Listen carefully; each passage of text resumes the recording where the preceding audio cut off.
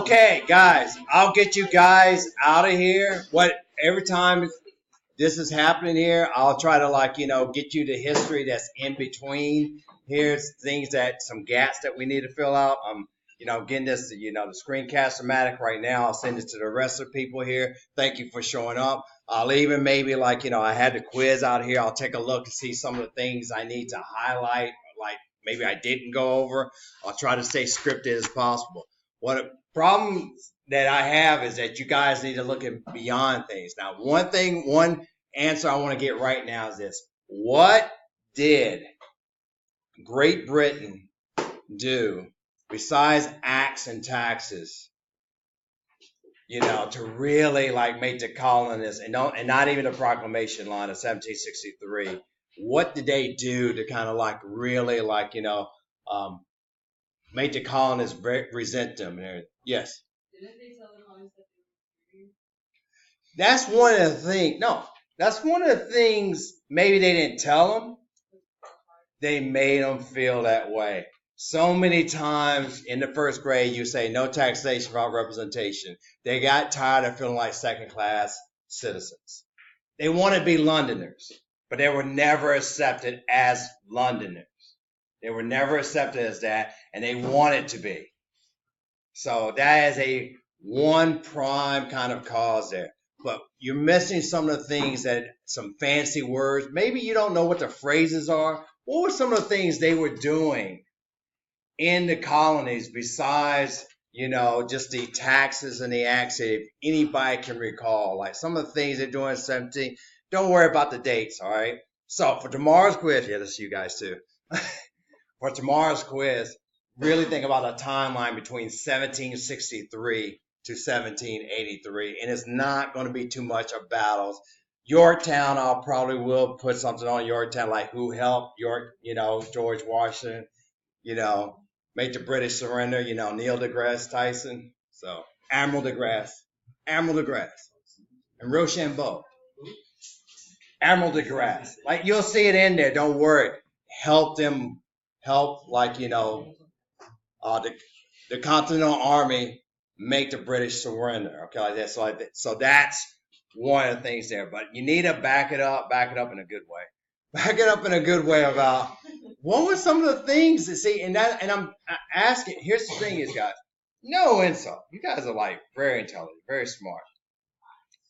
What were some of the things they were doing besides you guys are conditioned with taxes and acts like that and everything? What were some of the things they were doing that really the colonists resent besides those two things here? And there's some things that they were doing that you guys are missing, and this is what you miss in the AP course here, because when they're grading May 10th, if you say no taxation without representation, you're going to bore them. They're going to go to sleep on your answers and your essays. Think about what actions they were doing in there. They even sometimes would say, hey, we're going to do this. Now we can do this to you. We're going to do that to you. We're going to send this to you. Yes? They were impeding on their lifestyle. But see, no specifics here. Impeding on their lifestyle, it's all right. So impeding on their lifestyle. Finally, I think Naomi's like, okay, I think I know what he's asking. All right? And it might be the problem.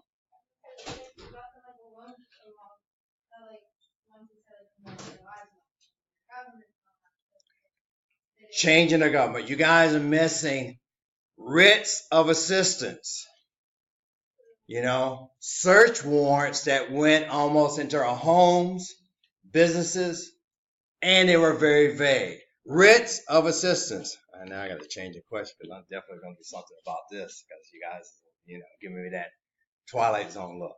So don't worry, you'll be prepared for it now in a way. It's like that. But more than anything, you guys should be like, I don't care if you get 110 tomorrow's quiz. Not really likely, but I mean, that's not going to happen. But you have to learn this stuff there. Alara, hit us. So the thing that came to mind was the Sons of Liberty video where they were stationing troops, going and seizing weapons. Stationing troops. 1768, they bring in troops. Boston Massacre, you might be kind of surprised. the troops are taken out. Why do the troops come back in? Thinking about your timeline. What happened between 1771 and 1773 where the troops had to come back in? What happened there where the troops had to come back in here? Why did the troops come back in? Go ahead. Thank you. And then you have the coercive act, so they had to come back in. Troop stationing, writs of assistance. Can you think of something else? And we even would have an amendment because of this. That's how we felt offended. And you feel like that amendment is the most useless amendment today in 2018. Go ahead. The what? Quartering acts, all right, from 1764 to the renewed Quartering Act of 1773. You have to kind of know these things on here besides just taxation about representation. Yes, do I have on a quiz? I'm going to tell you right now, I do have on a quiz now. Something about stamp act, something about townships. Don't get me wrong, but I think you guys kind of have that in a way, all right? You don't. So you need to know those things there that besides that. And I love that, like what Devon was talking about, one of the biggest reasons for this, Declaration of Independence, they get tired of feeling like second-class citizens on here, all right? So think about all those. And what about if the soldier got in trouble or something like that, he's accused of a crime? Yes. Yeah. They go to Britain. A lot of times these vice admiralty courts, the way you get around it like that, so trust Mr. Price, I guess I shouldn't say this on videos. They're like, out in the waters, it's kind of like no man's land. You're kind of like not in a territory, so you can do things like, monkey knife fights and stuff like that, so, okay, all right, cut that out. All right, so like that, so, edit the tape. So, I'm serious, you can do stuff in international waters and things like that. So you would go on a ship and they would try you, but it's the British kind of ship and it's the British people that's trying them. So they're going to get something that's more favorable, right? So vice admiralty courts, those things like that. So, hey, Ms. Johnson. I just had to say, hey, in the video, stuff like that. So those things are happening now. All right, good enough. Get into war. What is it good for? Let's get the timeline here of 1775, all right? Don't worry about the battles. Somebody have a question? All right, like that. So here's the thing is, before we start, I want to give you some numbers yourself, okay, about the population of each country, and what will actually the colonies as opposed to Great Britain.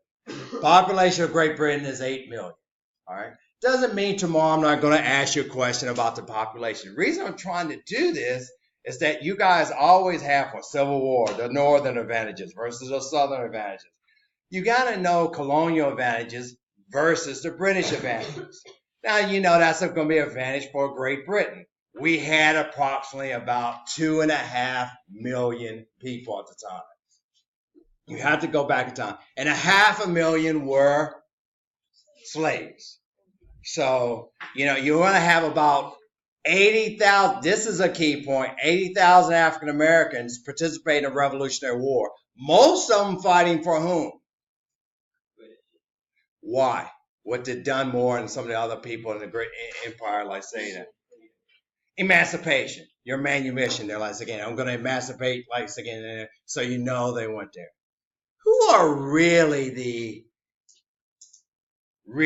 patriotic people here in the colonies here? What religious groups of people would be the most patriotic? What Christian denominations would be the most fervent patriots here? Who would be some of the most patriotic people religious wise? The Anglicans? Patriotic. Do you know what I mean? Patriots and loyalists. So I'm saying, who would be the most patriotic on the colonial side, religious wise? Who would that be? So would it be the Anglicans? No. By the way, where do the Anglicans have a stronghold? in the colonies. What section of the colonies do they have a stronghold? We need to cut this. What colonies would the Anglican Church be big at? Somebody's going to figure it out. I do it by deduction. Where would they have them? Now, reverse it and back it up.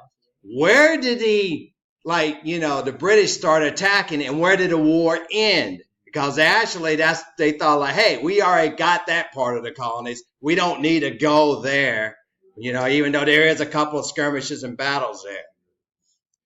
New England is where the strongest Anglican? No. Southern. The southern part is the strongest part of the Anglican Church. You're not following along because why would not that make sense for Massachusetts Bay? Yes, that's where the Puritans are. So that would not make sense. All right. So, by the way, what you can do, and I know you guys will not do this because you was like, I got to get ready for the quiz. Maybe you need to go home and review a little bit. And I know you're not going to do that because you're like, I can just skip that. I'll learn it later.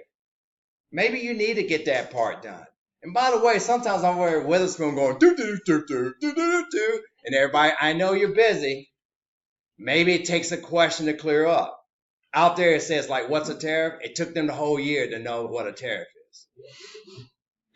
You see what kind of like position you're in. You get it? So maybe it's like, Mr. Price, please explain the Anglican Church one more time. It looks like it's Anglican or whatever it is and everything. And why would that be in there? Because one of the things they did, I was thinking about tomorrow, is they wanted to put a bishop over here in America. Another thing they're going to be resentful for. So I'll just give you the answer, all right? Congregationalists, also known as the Puritans, or kind of the descendants from the Puritans, and Presbyterians are going to be your most patriotic people at this time. All right. Can you repeat that? So, yes, Congregationalists and Presbyterians. Why Presbyterians? Good question. That was from the First Great Awakening, the biggest denomination to kind of grow. That is a great question because you shouldn't be doing it. Actually, I'm just trying to help you because it's kind of very specific on the quiz, actually. So be saying that. So Presbyterians and Congregationalists were the ones that really, did start growing, especially after the Great Awakening.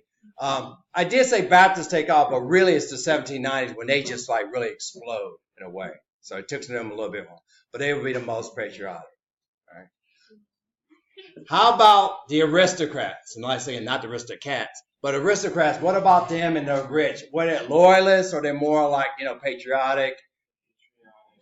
The aristocrats and stuff like that. The rich, big plantation owning people. There would tend to be more loyalists. Now, you're right. Let me clear this up. The merchants and the tradespeople, they would be more patriotic. All right, because they have something going in here about their trading in their business. So knowing that, let's go back to advantages again. And I know you know the advantages, that we have home field advantage. They know the land. But I'm just going to ask you, again, Diego, on paper, if you're going to Vegas and it's 1775, it's February, who do you think is going to win this war? Great Britain or the colonies? Why? Just give me one reason.